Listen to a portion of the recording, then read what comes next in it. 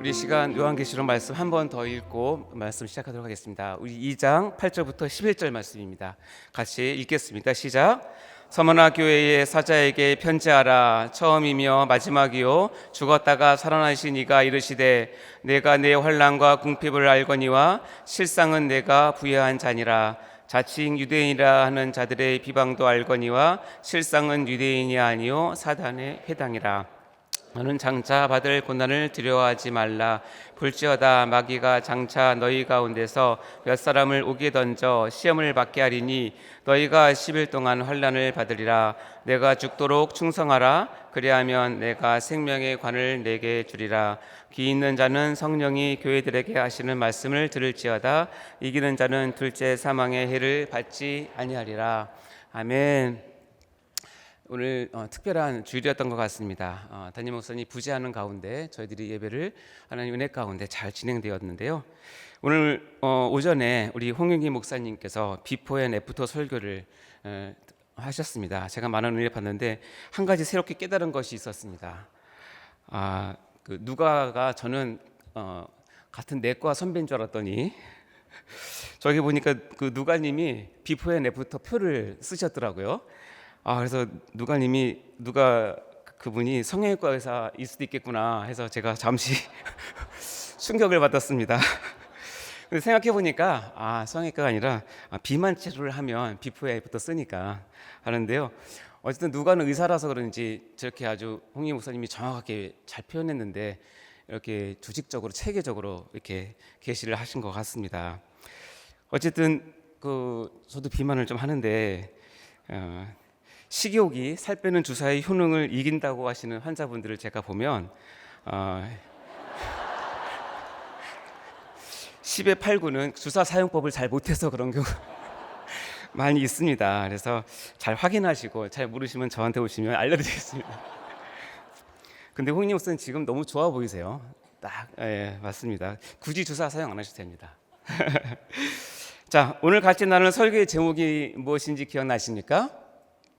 죽기까지 믿음 지키세입니다. 그리고 주보에 그리고 저기 보면 부제가 실렸는데요. 부제가 무엇이죠?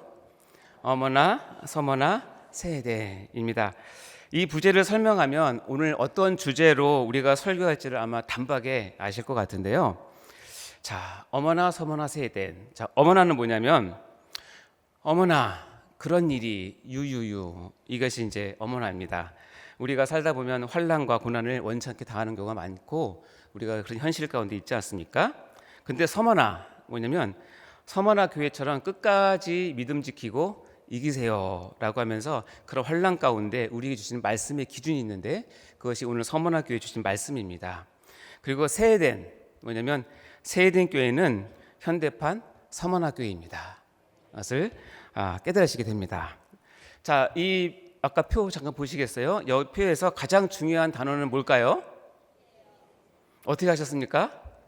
네, 보라색으로 슬기로운 교리 생활하신 분 아십니다. 제가 보라색은 저렇게 특별하게 표현을 합니다. 왜냐하면 오늘 같이 나눌 요한계시록의 7교회 이야기들이 중에서 7교회 가운데 한 번도 빠지지 않고 나오는 이야기가 뭐냐면 이기는 자는 또는 이기는 자되라가 한 번도 빠지지 않게 나옵니다. 그만큼 주님은 교회를 향해서 이기는 자 되기를 간절히 바라는 그런 마음이 있으신 것입니다. 이기는 자, 누가 이기는 것일까요? 아까 말씀해 보면 끝까지 믿음을 지키는 자가 바로 이기는 자라고 이야기를 한 것입니다. 자, 이제 설교 끝났습니다. 이게 오늘 주제입니다.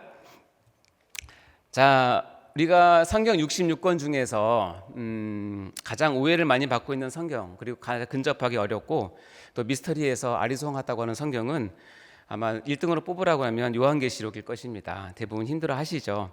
그래서 그런 이유 때문에든지 기존의 교회에서는 요한계시록에 대한 설교를 듣기는 쉽지 않고요. 또 체계적으로 가르치는 곳은 더더욱 없습니다. 그래서 많은 성도들이 요한계시록을 뺀 성경 65권만 가지고도 충분히 신앙생활을 할 수 있다고 생각하는 것 같습니다. 그런데 문제는 뭐냐면 이런 틈을 타서 이단들이 요한계시록의 말씀을 가지고 무지한 성도들을 미혹하고 꿰어서 이단 집단으로 끌고 가는 것을 우리가 종종 목격합니다. 담임 목사님께서는 이런 부분을 굉장히 걱정을 하셨고요.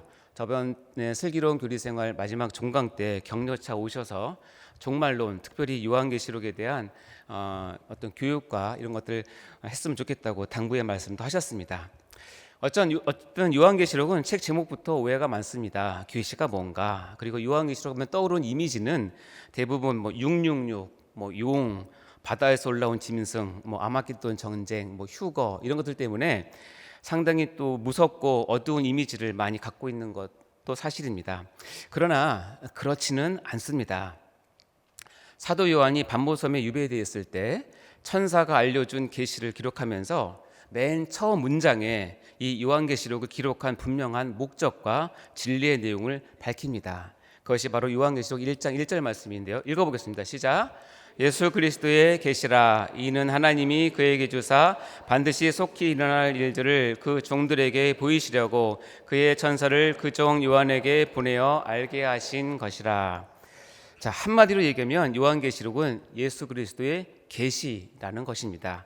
예수 그리스도께서 주신 계시, 예수 그리스도를 드러내는 계시, 예수 그리스도를 통해서 받은 계시, 어떻게 해석해도 예수 그리스도만을 위한 계시라는 뜻이죠. 그래서 이 책은 666이나 용이나 짐승이나 14만 4천 이런 것들에 관심을 두는 책이 아니라 원래 본질은 예수 그리스도를 드러내기 위해서, 계시하기 위해서 기록된 책이라는 뜻입니다. 영어로도 보면 저렇게 되어 있습니다. The Revelation of Jesus Christ라고 되어 있죠. 따라서 요한계시록은 처음부터 끝까지 예수 그리스도에게 초점을 맞춰서 읽게 되면 되는 책입니다. 그래서 많은 학자들은 이 요한계시록을 제5의 복음서라고 별명을 붙여주었습니다.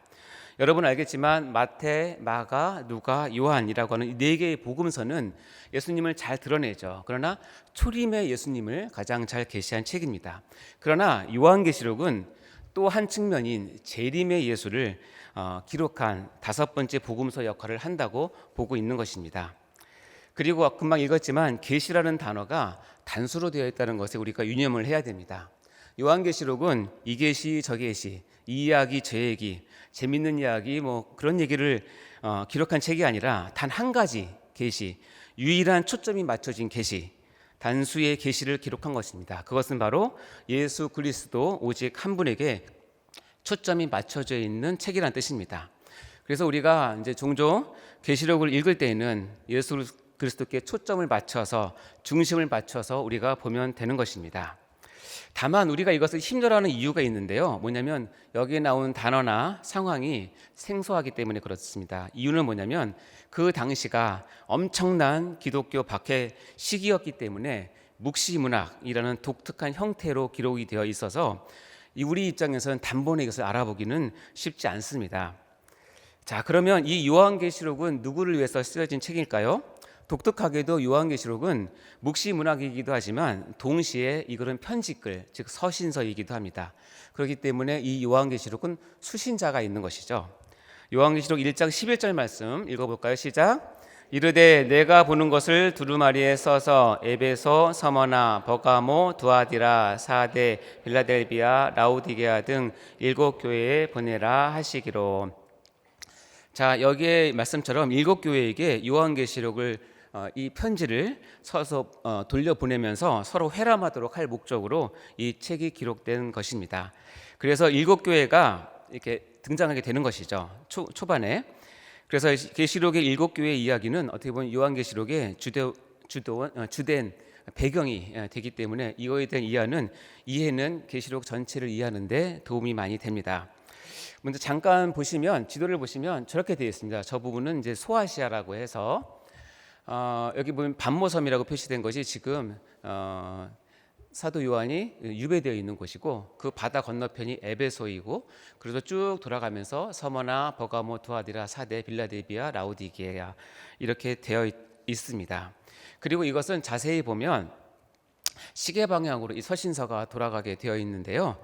이것은 저 방향은 역사적으로 보면 저기 우편로라고 합니다. 다시 얘기해서 계시록을 기록해서 반모섬에서 에베소로 전달해 주면 저 우편로를 따라서 이렇게 쭉 회람할 수 있도록 순서를 정했다고 합니다.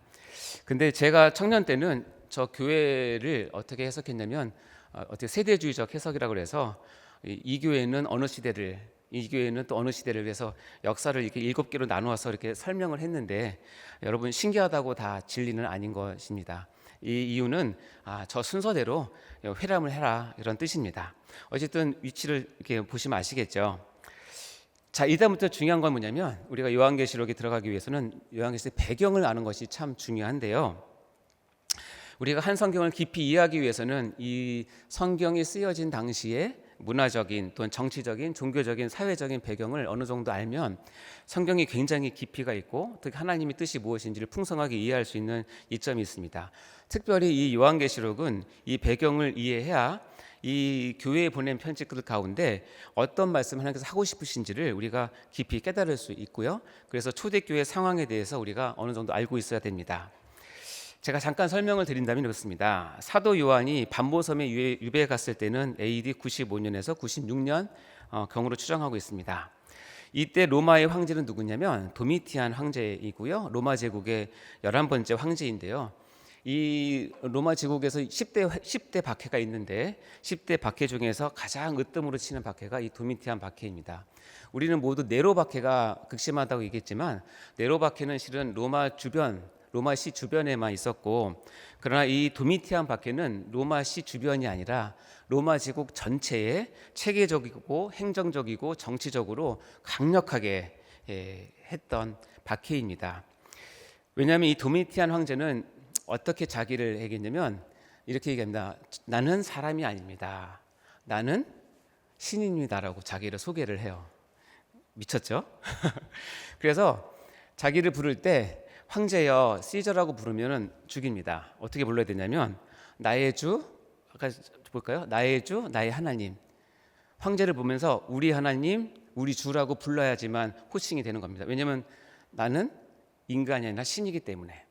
그러나 여러분, 나의 주, 나의 하나님이라는 이것은 모든 로마 사람이 불러도 상관없어요. 어차피 도미티안도 죽으면 신격화되기 때문에 살아서 신격화되나 죽어서 신격화되나 아무 의미가 없는데 유독 이 호칭을 그 황제에게 붙이지 못하는 그룹이 있는데 누굴까요? 교회입니다. 왜냐하면 나의 주, 나의 하나님, 우리 주, 우리 하나님이라는 호칭은 우리는 누구에게만 붙이죠? 하나님께만, 예수님께만 붙이시기 때문에 이 호칭을 거부합니다. 이것은 어떻게 보이냐면 황제 숭배를 거부하는 정치적인 반역으로 보이는 것이고 도미티안은 이것을 빌미로 해서 무자비하게 교회를 말살시킵니다. 그러면서 이런 말을 했다고 합니다. 내 살아생전에 로마 제국 안에서 교회의 씨를 말려버리겠다. 그리고 실제로 많은 교회들이 문을 닫고 순교를 하게 됩니다. 그래서 교회는 네로 박해 때 파놓은 카타콤으로 다시 숨어들었고요. 여러 곳에서 수많은 순교자와 교회가 사라지는 그런 무시무시한 박해 시대가 계속되었고, 저 콜로세움이 도미티안 때 세워진 것인데 저기에서 많은 성도들이 사자에 물려 죽고 십자가에 매달려 죽고 불에 태워 죽고 다 벌거벗긴 채 수치를 당하는 그런 고난을 당하였습니다. 그리고 이제 그 당시 교회의 최고 지도자는 사도 요한이었습니다. 왜냐하면 다른 모든 12 제자들 가운데 사도 바울을 포함해서 다 순교한 상태이기 때문에 사도 요한만이 최고 지도자였는데 이 사도 요한도 도미티안 황제에게 체포되어서 끓는 기름물에 넣어지는 처형을 받게 됩니다. 그런데 하나님께서 기적 같은 은혜로 죽지 않고 살아나는 은혜를 입게 되죠. 그래서 반모라고 하는 섬에 유배되어 갔습니다. 이렇게 되니까 전체 기독교, 전체 교회가 정말 풍전등화와 같은 절체절명의 위기가 들이닥친 것입니다. 그래서 이 박해 시대에는 많은 성도들이 나는 언제 잡혀가나, 언제 교회가 문 닫나, 언제 우리가 목숨을 빼앗길지 모른다라고 하는 그런 불안, 그런 칠흑과 같은 암흑, 공포의 연속이었습니다. 실제로 많은 교회가 문 닫고요, 많은 신자들이 배도의 길을 걸었습니다. 제가 여러분께 묻겠습니다. 이 핍박은 피할 수 있는 핍박인가요? 피할 수 없는 핍박인가요? 피할 방법이 있나요? 없나요? 대답 안 하시기로다. 이 핍박은 아주 쉽게 피할 수 있습니다. 예수를 모른다고 부인하면 아무 일 없었던 것처럼 처리가 됩니다. 그러니까 성도들은 항상 순교할 것이냐 배교할 것이냐는 갈등 가운데 하루하루를 살게 되었고 그것을 너무나 힘들게 했습니다. 그렇게 두려움에 떨고 있는 교회들에게 보낸 편지가 바로 이 요한계시록인 것입니다. 이 배경을 꼭 이해하셔야 오늘 본문 말씀을 깊이 느끼실 수 있을 것입니다. 자, 이러한 때 하나님께서는 요한을 통해서 계시록을 기록하게 함으로써 그 당시 교회 1차적으로는 그 소아시아 지역의 7교회에게 예수님은 누구신지 그리고 이 어려운 박해의 환란 가운데서 어떻게 인내로 이겨낼 것인지를 격려하고 알려주는 것이 요한계시록을 쓴 목적입니다. 이와 같이 엄청난 박해, 자 끝이 없을 것 같은 정말 심한 박해 가운데 교회들에게 하나님은 계시록을 통해서 자기 자신을 이렇게 계시를 하십니다. 계시록 1장 8절 말씀 읽어볼까요? 시작. 하나님이 이르시되 나는 알파와 오메가라 이제도 있고 전에도 있었고 장차 올 자요 전능한 자라 하시더라. 아멘.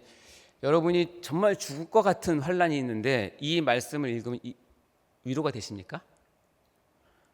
아 이게 뭐야 그러지 않습니까? 알파와 오메가가 뭐야? 이제도 있고 전에도 있고 장차 올 자야? 전능한 자야? 근데 왜 이래? 이렇게 말할 수 있겠죠. 오히려 이럴 때는 나는 너를 지킬 거야. 내가 너를 보호할 거야. 내 방패 너를 감쌀 거야.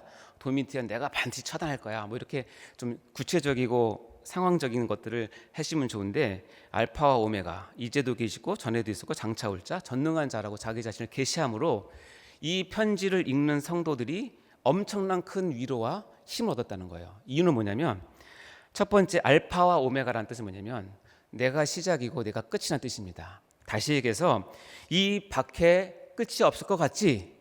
아니야. 이 박해도 나로 인해서 시작되었지만 끝도 내가 끝내. 끝을 끝내는 분은 도미티안 황제가 아니라 나 하나님이야 라는 것을 알려주는 것입니다. 알파와 오메가. 여러분 고난이 힘든 이유를 아십니까? 고난이 왜 힘들까요? 끝을 모르기 때문에 힘듭니다. 언제 끝나는 것을 알면 여러분 다 참을 수 있어요. 죽을 것 같은데 일주일 뒤에 그 문제가 해결된다는 확신과 소식이 있으면 일주일 견디십니까? 못 견디십니까? 견디십니다. 누구나 견디십니다. 그러나 정말 암흑 것 같은데 실은 내일 그것이 해결되는데 오늘 그것이 좌절해서 목숨을 끊는 것이 우리 인생입니다. 희망이 없기 때문이죠. 그러나 알파와 오메가 나는 이 세대를 시작하시는 분도 하나님이시고 이 박해를 끝난 것도 나 하나님이야 라는 것을 계시하신 것이죠. 이것을 이해하면 하나님이 끝내시는 주권자이시구나 하는 것을 우리가 알 수 있는 것이죠. 두 번째 볼까요? 이제도 있고 전에도 있었고 장차 올 자라고 하나님을 소개하십니다. 성경에서 딱 이 부분만 이렇게 되어 있는데 원래 원형은 이 원형이 아니죠. 우리가 문학을 하시는 분들은 이렇게 쓰면 어떻게 쓸까요? 시간 순서대로 쓰면 과거, 현재, 미래로 씁니다. 대식이면 전에도 있었고 이제도 있고 장차 올 자라고 표현하는 것이 문학적인 기법인데 이 부분에서는 뭐가 앞으로 나오냐면 이제도 있고가 앞에 나오는 거예요. 시간 순서상 현자가 먼저 기록이 된 것이죠. 다시 얘기하면 지금 우리 교회가 너희 교회가 처한 이 상황 내가 누구보다 잘 알고 있고 지금 이 순간에도 내가 너와 동행하고 있어. 아멘? 근데 나는 전에 있었던 하나님이고 앞으로도 있을 하나님이야.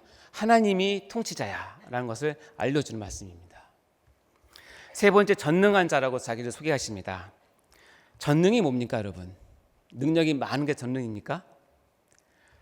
전능은 능력이 많은 것은 전능이라고 하지 않고 유능이라고 얘기합니다. 하나님은 절대로 유능한 자가 아닙니다. 유능하신 신이 아닙니다. 하나님은 전능하신 신이십니다. 무엇을 얘기합니까? 네가 당하고 있는 이것이 내가 힘이 없어서 내가 팔이 짧아서 이렇게 두른 것이 아니야. 여기에는 뭐가 있어? 하나님이 뜻이 있어. 난 이것을 하루아침에 바꿀 수 있는 전능하신 하나님에도 불구하고 네가 이렇게 있는 것은 내 뜻이 있다는 것을 계시하시는 것입니다. 여러분 하나님을 유능한 하나님을 믿으십니까? 전능한 하나님을 믿으십니까? 전능한 하나님이시기 때문에 우리의 상황이 어떻더라도 하나님께서 어련히 알아서 그러셨겠어요. 하나님께 모든 것을 신뢰할 수 있는 마음이 생기는 것입니다. 이 세 가지를 통해서 요한계시록의 초반부에 이 어려운 박해 가운데 교회를 위로하시면서 쓰신 것이 계시록입니다. 자, 그 당시에 극심한 도미티안 황제의 그 박해 아래서 저 이제 곧 진면될 것만 같은 풍전등화와 같은 교회를 하나님이신 그리스도 예수께서 친히 보호하시고 품어주시고 지켜주신다는 메시지를 지금 그림과 같은 묵시적 언어로 그 다음부터 계속 말씀을 하고 있는 것입니다. 요약하면 이런 것입니다. 교회들아, 지금 죽을 것 같이 힘들고 무섭니? 걱정 마라. 나 그리스도 예수가 지금 너희 교회와 함께하고 있단다. 오른손으로 너를 붙들고 있단다. 참아라. 인내해라. 나는 이 모든 일에 알파와 오메가 되는 하나님이시란다 라고 선포를 하시는 것입니다. 왜 이렇게 하실까요? 이렇게 하시는 이유가 있습니다. 바로 예수님은 모든 교회의 머리이시자 주인이시기 때문에 그렇습니다. 그리고 우리의 모든 교회는 그의 몸이기 때문에 그렇습니다. 이 관계가 핵심인 것입니다. 바로 우리 세회된 교회는 그리스도의 몸입니다. 믿으시기 바랍니다. 골로새서 1장 18절 말씀입니다. 읽어보겠습니다. 시작. 그는 몸인 교회의 머리시라. 그가 근본이시요 죽은 자들 가운데서 먼저 나신 이시니 이는 친히 만물이 으뜸이 되려 하심이요. 자, 그래서 이 계시록에서는 각 교회에 대한 일곱 교회에 대한 칭찬과 책망을 하나님께서 분명하게 하십니다. 여러분, 교회라고 해서 하나님의 판단에서 제외될 거라고 생각하시면 절대로 안 됩니다. 오히려 교회는 좀 더 엄중한 기준으로 하나님께서 보고 계시는 것입니다. 박해 중의 교회일수록 더욱더 그렇게 합니다. 고린도후서 5장 10절 말씀에 이렇게 되어 있죠. 읽어보겠습니다. 시작. 이는 우리가 반드시 그리스도의 심판대 앞에 나타나게 되어 각각 선악간에 그 몸으로 행한 것을 따라 받으려 함이라. 아멘. 각각 그 몸으로 행한 것을 따라 받으려 하는데요. 이것을 기준으로 각 교회별로 7교회를 하나님께서 이렇게 판단을 하십니다. 여기 보시면 칭찬이 있는 교회도 있고 책망이 있는 교회도 있습니다. 대부분은 칭찬과 책망을 다 골고루 하시는데요. 두 교회, 서머나 교회와 빌라델비아 교회는 참 대단하게 칭찬만 있는 교회였습니다. 그리고 라우디아 교회는 책망만 있는 교회로 보고 있습니다. 자, 이렇게 하나님은 교회를 평가하시고 판단하십니다. 우리 교회라 나 자신도 주님께 정말 가능하면 칭찬만 받고 책망을 받지 않기를 간절히 원하게 됩니다. 그러나 여기서 중요한 것은 뭐냐면 칭찬이냐 책망이냐 이것이 중요한 것이 아니라 여기 적혀있는 내용들을 교회가 끝까지 싸우고 인내해서 이기는 자가 되는 것이 중요하다고 성경은 말하고 있습니다. 왜냐하면 이기는 자에게라는 이 구절은 이 7교회 모두에게 요구하고 명령하고 계시는 것이기 때문에 그렇습니다.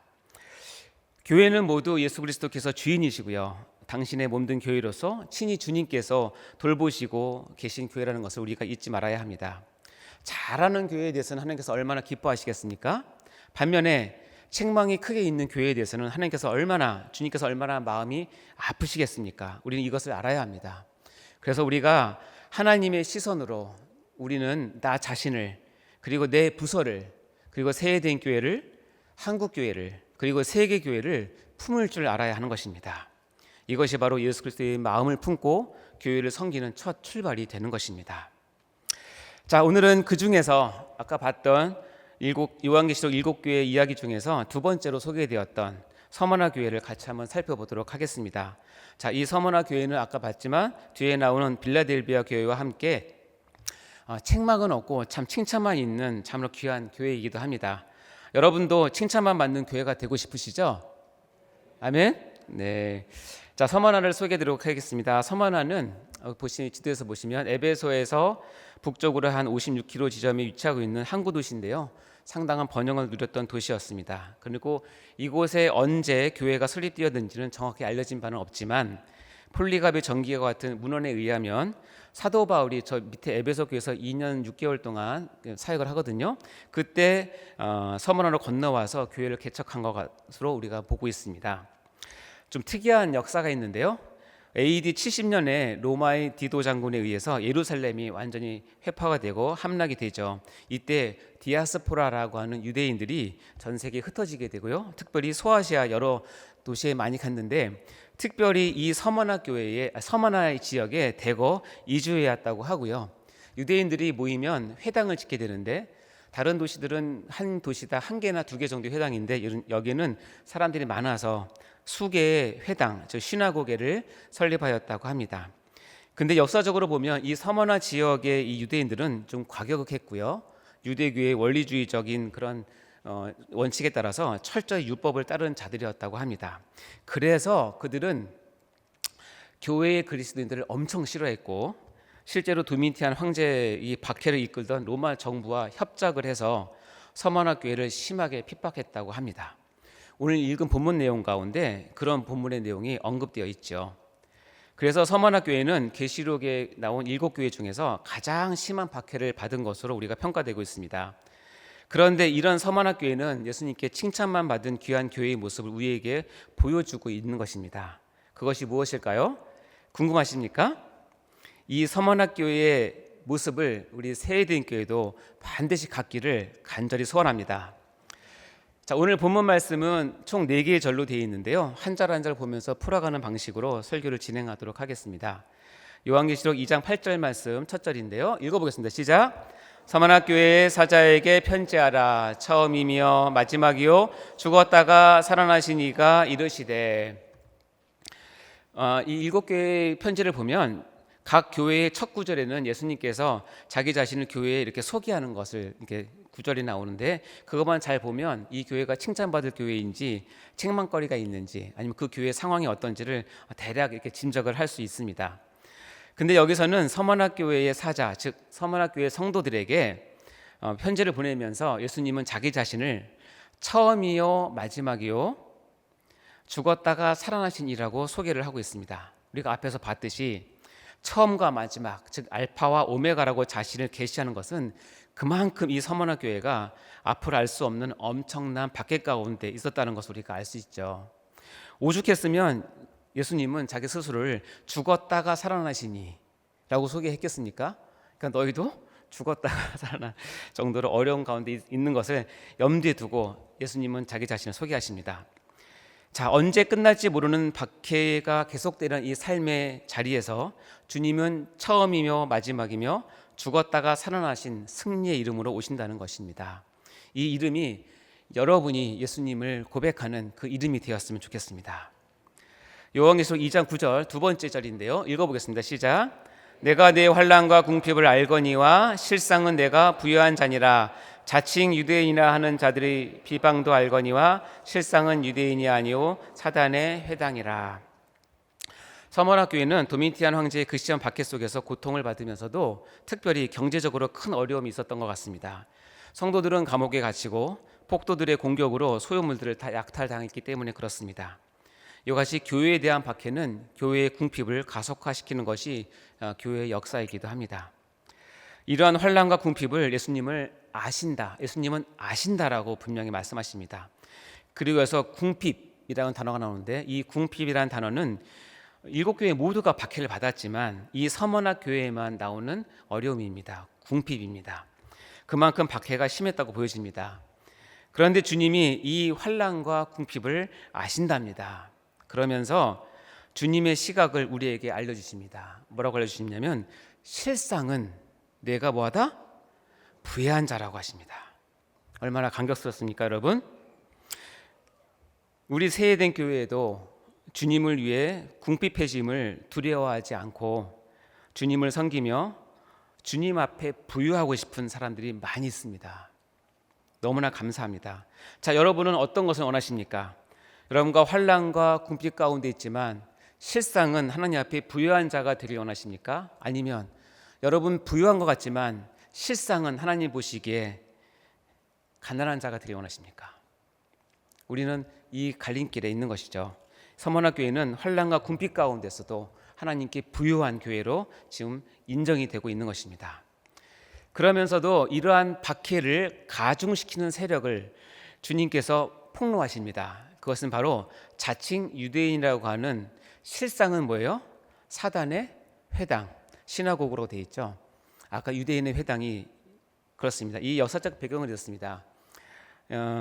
서머나 교회에 있는 유대인의 한 사람이 가짜 회심을 합니다. 그래서 밀정이 되고 첩자가 되어서 카타콤까지 파고 들어가서 그 위치를 알아내고 그것을 로마 군인에게 고발합니다. 그러면 그 발각된 교회는 하루아침에 붕괴가 되고 없어집니다.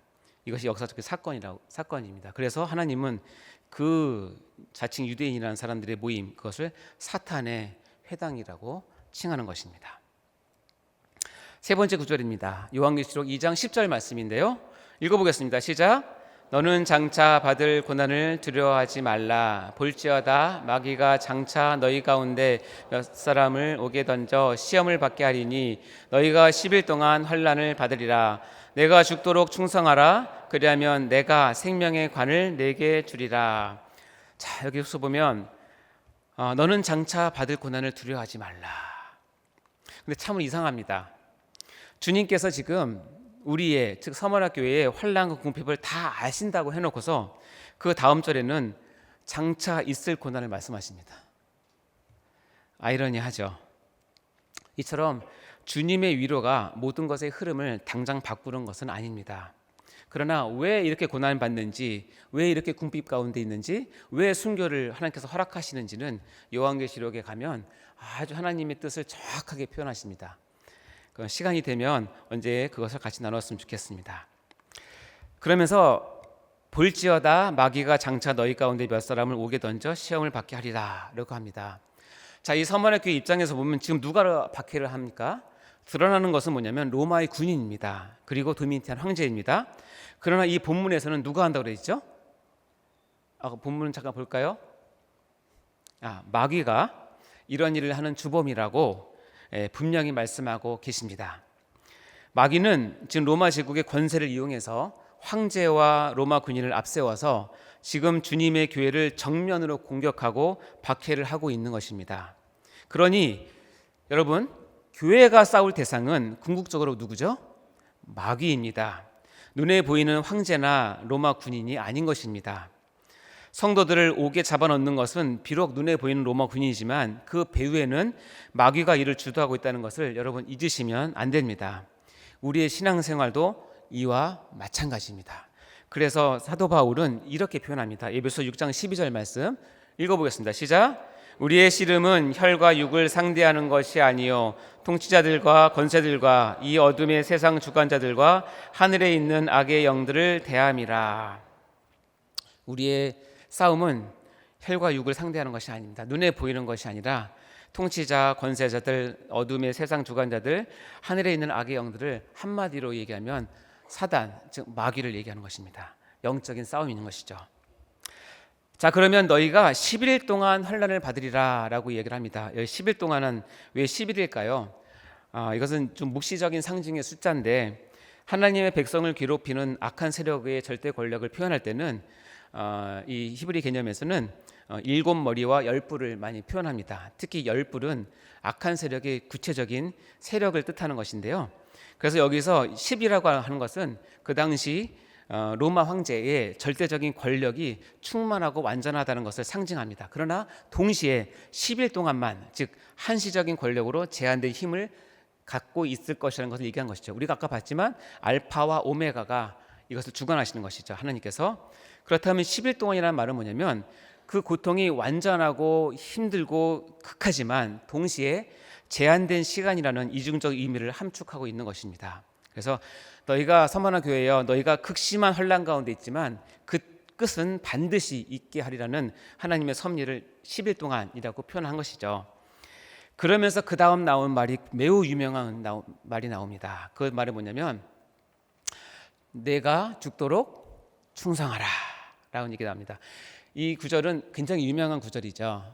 각 교회 임지식마다 단골로 나오는 구절입니다. 그렇죠?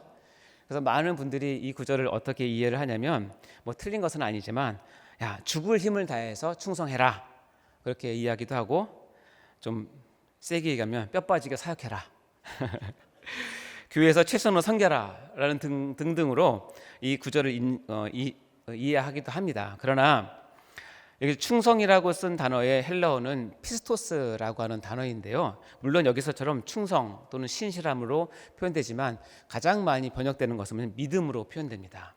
즉 여기서 말하는 충성은 오히려 믿음을 지키라는 것으로 해석하는 것이 낫죠. 그래서 원문의 의도를 본다면 아까도 얘기했지만 사단이 마귀가 너희 교인들, 너희 성도들을 열흘 동안 그렇게 심한 박해 가운데 오게 가둘 텐데 그때 죽음을 무릅쓰고라도 믿음을 지켜라라는 뜻입니다. 그래서 NIV 영어 성경에 보면 이렇게 되어 있습니다. Be faithful on even to the point of death. 네가 죽는 그 순간까지 be faithful. 뭐요? 믿음을 지켜라. 킹 제임스 버전에는 be faithful unto death. 죽음에 이르기까지 믿음을 지켜라. 이것이 서머나 교회를 향하신 하나님의 마음이자 하나님의 권유이자 오히려 명령입니다. 이것을 실천한 역사적인 인물이 있어 소개해 드립니다. 사도 요한의 제자이자 이 서머나 교회의 초대 감독이었던 폴리갑이 여기서 사역을 하다가 순교를 AD 156년에 당합니다.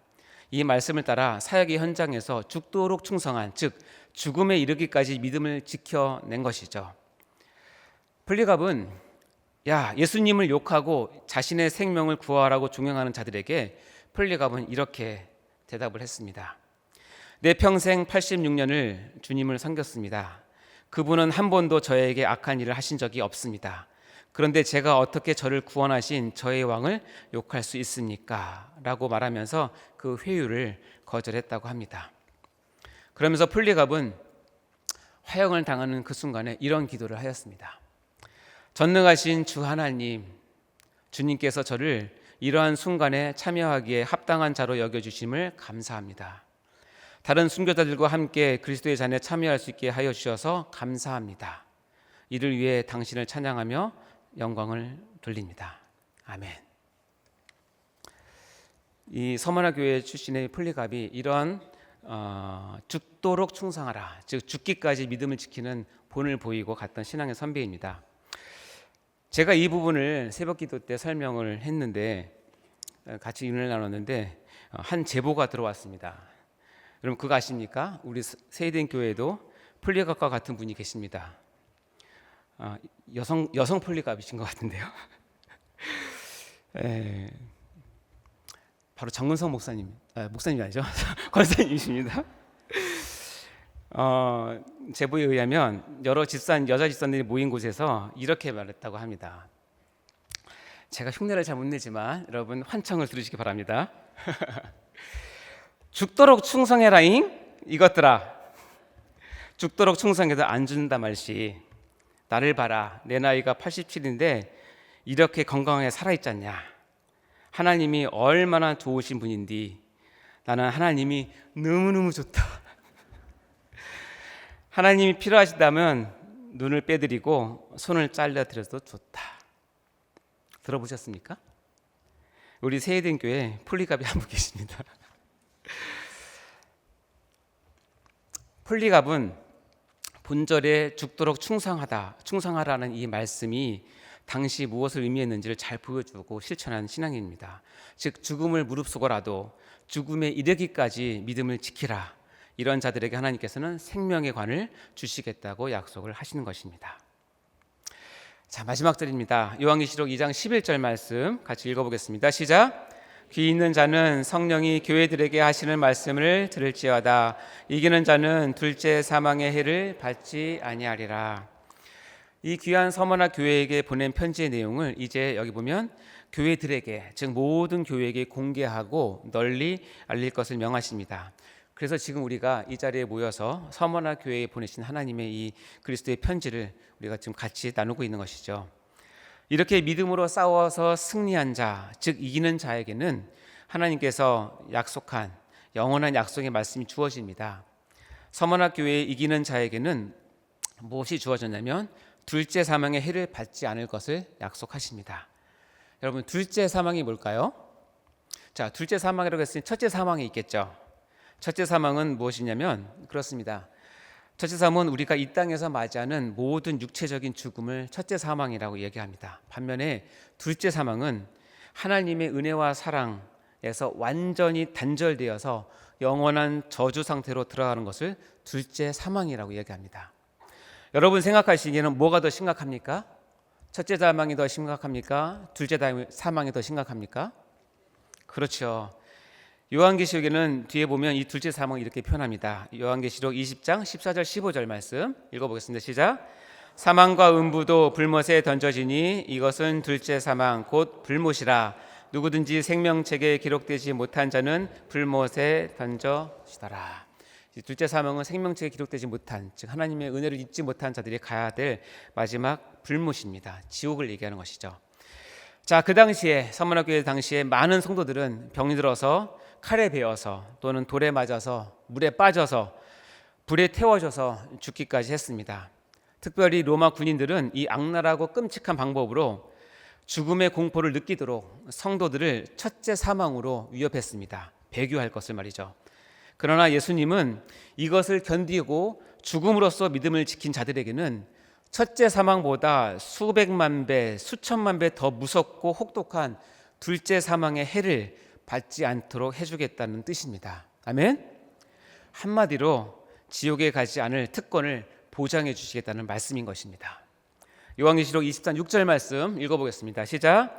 이 첫째 부활에 참여하는 자들은 복이 있고 거룩하도다. 둘째 사망이 그들을 다스리는 권세가 없고 도리어 그들이 하나님과 그리스도의 제사장이 되어 1000년 동안 그리스도와 더불어 왕노릇하리라. 그러니 우리는 이제는 지혜를 가져야 합니다. 지금 본문에서는 이 두 개의 사망을 의도적으로 비교해 놓고 계신 것입니다. 여러분, 누구를 더 두려워해야겠습니까? 첫째 사망으로 위협하는 눈에 보이는 자들인가요? 아니면 둘째 사망을 주실 수 있는 눈에 보이지 않지만 절대 주권을 가지신 하나님이신가요? 누구를 더 두려워해야 할까요? 이 박해의 시대에, 요즘도 마찬가지입니다. 이 박해의 시대에 이것을 분별하고 믿음으로 이것을 지켜내는 자가 바로 이기는 자가 되는 것입니다. 여러분 모두가 이기는 자 되시길 바랍니다. 마태복음 10장 28절 말씀은 예수님께서 친히 이렇게 말씀하셨습니다. 시작. 몸은 죽여도 영혼은 능히 죽이지 못하는 자들을 두려워하지 말고 오직 몸과 영혼을 능히 지옥에 멸할 수 있는 이를 두려워하라. 아멘. 여러분, 몸은 죽여도 여러분의 영혼은 턱끝 하나 건드리지 못할 세상 세력들은 많습니다. 사장이 그럴 수 있고, 거래처 사장도 그럴 수 있고, 교수가 그럴 수도 있고, 여러분 상사가 그럴 수도 있고, 여러분 주위에 많은 사람들이 여러분 몸은 죽일 수 있지만 여러분의 영혼은 능히 죽이지 못하는 자들입니다. 이런 자들은 여러분 두려워할 필요가 없습니다. 그러나 반드시 기억하십시오. 여러분의 몸과 영혼을 지옥에 던져서 둘째 사망을 맛보게 하실 분은 한 분이신데 그것은 바로 하나님이시고 하나님만을 여러분 두려워하시고 경외하셔야 합니다. 사랑하는 성도 여러분, 제가 서문화교회 말씀을 묵상하면서 많은 것을 깨닫고 느꼈습니다. 그 중에 하나는 뭐냐면 서문화교회의 이 내용은 요한계시록 전체의 주제와 가장 잘 맞는 내용이다라는 것을 깨닫게 되었습니다. 자, 요즘 시대에는 우리 주변의 교회 안에서는 찾아보기 힘든 것들이 있습니다. 바로 무엇이냐면 죽으면 죽으리라라는 신앙, 일사각오의 신앙, 순교 정신, 것들이 그것입니다. 그러나 오늘 요한계시록의 두 번째 교회인 서문화교회를 통해서 우리 주님께서 원하시는 인정하는 교회의 모습은 무엇이냐면 죽음을 무릅쓰고라도 믿음을 지키는, 죽을 때까지 믿음 흔들리지 않는, 죽음에 이르기까지 믿음을 지켜내는 그런 교회를 기대하신다는 것입니다. 아멘. 오늘 누가 주님의 이 요구에 아멘, 제가 믿음을 지켜드리겠습니다, 아멘, 제가 죽음을 무릅쓰고라도 믿음을 붙드는 모습을 주님께 보여드렸습니다 라고 주님께 모든 것을 던지는 고백을 하시겠습니까?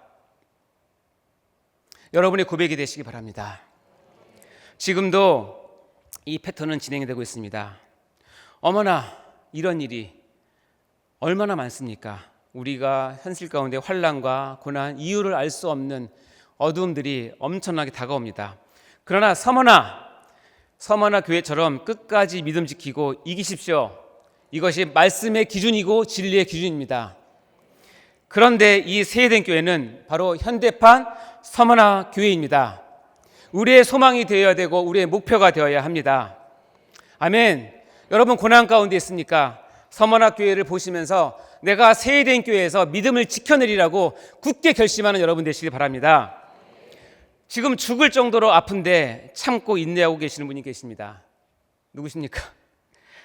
담임 목사님이십니다. 어제 통화를 잠깐 했는데 솔직하게 표현하시더라고요. 너무 힘들다고, 너무 어렵다고. 통증도 힘들지만 목사님께서 진짜 힘들어하시는 분이 있습니다. 주치 선생님입니다. 60평생 이런 사람 처음 만났답니다. 아무리 교수님 회의해도 안 들어주신대요. 잠깐 나갔다 오겠다고 해도 안 들어주시고 그래서 하나님께서 예비하신 의사 선생님일 것 같다고 얘기를 드렸더니 마지못해 그렇다고 하시더라고요. 여러분, 지금은 죽기까지 죽음을 요구하지는 않는 것 같습니다. 최소한 우리 대한민국에서는 그렇겠죠. 그러나 죽음만큼, 그것만큼 하나님은 희생과 헌신과 사명과 봉사를 요구한다는 것을 반드시 기억하시기 바랍니다. 우리도 사명 감당과 헌신, 봉사들을 통해서 어떠한 고난과 환난, 궁핍이 몰려오더라도 주님을 향한 믿음을 꼭 부여잡고 최후 승리를 하는, 즉 이기는 자가 되어서 영생을 다 누리시는 성도님 다 되시기를 간절히 축원합니다. 우리 세해된 교회가 현대판 서머나 교회가 되어서 담임 목사님을 중심으로 정말 죽음을 무릅쓰고 믿음을 지켜나가는 그런 이기는 교회, 그런 승리하는 교회, 하나님께서 쓰임받는 교회, 하나님께서 귀하게 사용해서 이 세대를 짊어지고 나갈 귀한 그런 교회로 세워주시기를 주님 이름으로 간절히 축원합니다.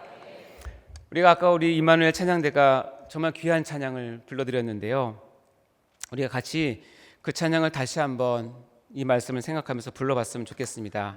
특별히 본문에 맞게 제가 개사를 해봤는데 1절만 부르겠습니다. 환난과 핍박 중에도 성도는 신앙 지켰네. 이 신앙 생각할 때에 기쁨이 충만하도다. 성도의 신앙 따라서 죽도록 충성하겠네. 아주 귀한 말씀이지만 우리가 좀 더 우리 본문에 가깝게 가서 죽기까지 믿음 지키세로 바꿔서 불러볼까요? 성도의 신앙 따라서 죽기까지 믿음 지키세. 전 불러보겠습니다.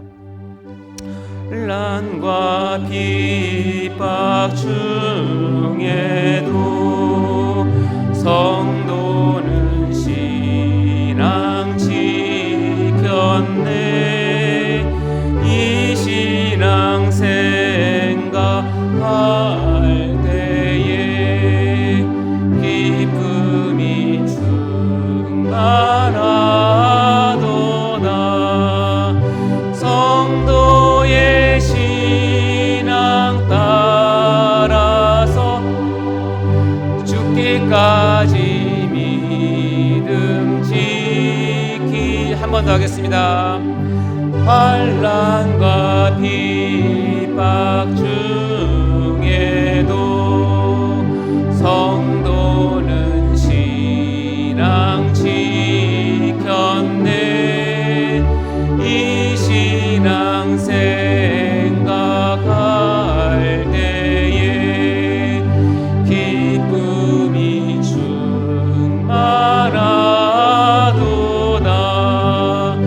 성도의 신앙 따라서 죽기까지 믿음 성도의 신앙 따라서 성도의 신앙 따라서 죽기까지 믿음 지키세.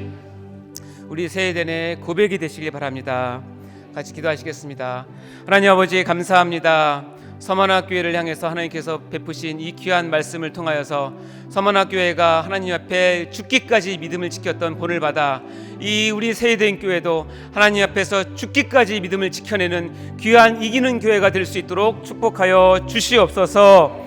특별히 하나님 아버지, 담임 목사님의 발 뒤꿈치에 깊은 상처를 덮어 주시옵소서. 카파르의 은혜를 허락하여 주시옵소서. 카나포의 은혜를 허락하여 주셔서 우리 가운데 다시 역전의 은혜로 모든 발꿈치의 상처를 이기시고 나와서 사단의 머리를 박살내는 참으로 귀한 성도로, 귀한 목사님으로 우리 가운데 다시 설 수 있도록 인도하여 주시옵소서.